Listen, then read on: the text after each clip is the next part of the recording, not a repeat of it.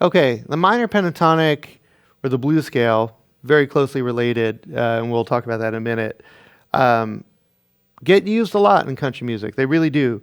But it's how you use them and where you use them that makes them powerful.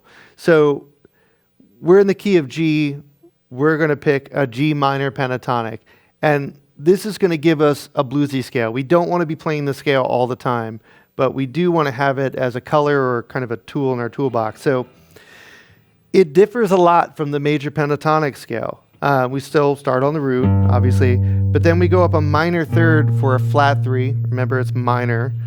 Up a whole step to the 4, whole step to the 5, minor third up to the flat 7, and then a whole step up to the root. Most of you know this scale. You've played it a million times. It's probably the first scale you learned when you started improvising, right? Really closely related to the blues scale. The only difference is a passing tone between the 4 and the 5.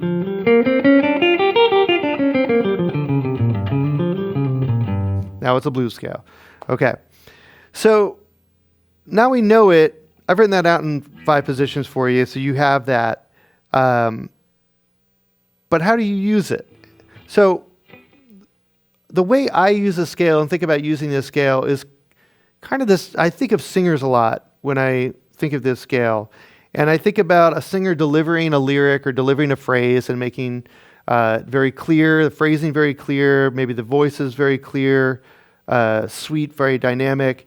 And then they get to the end of a phrase and they'll belt or growl or do something that really punctuates or puts kind of a button on a phrase that really helps a verse or a line just kind of have an apex, kind of feel like it's gotten somewhere that's like primal. That's kind of how I think about where to use this scale. So I might be playing, let's say I'm playing over a 1, 4, 5 in G, and I might be really addressing the changes.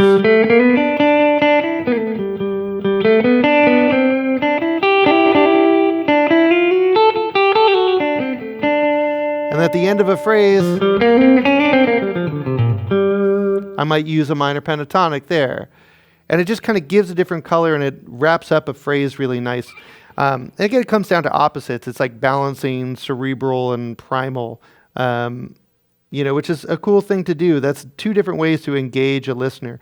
And I feel like if you're only doing one of those all the time, a listener will start to kind of tune out a little bit. But if you're playing with those 2 things, listener's always going to be engaged.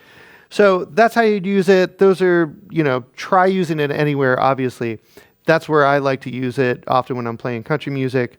You have it in all 5 positions, so you can see how it moves through those 5 positions of the major pentatonic and where it's a little different. So those are your 2 universal scales. Let's move on to another section here and learn how to use all these things.